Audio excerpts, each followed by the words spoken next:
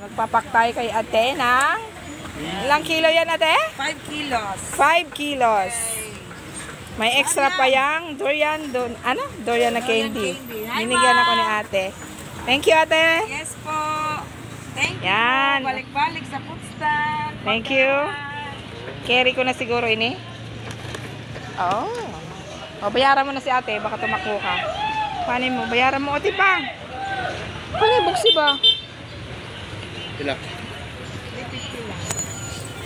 Yan. May dala na ako. Sino yung ko? 726 ang bayad ko. Sa bagahe.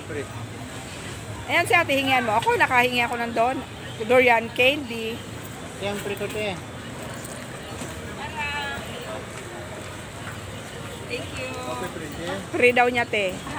Ayun, yung nakakuan. Oh, bibigyan ka natin na free.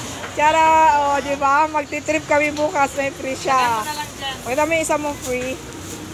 Oh, si ate talaga inisahan ka. Binigyan ka na. Thank you ate. Thank you po. Thank you.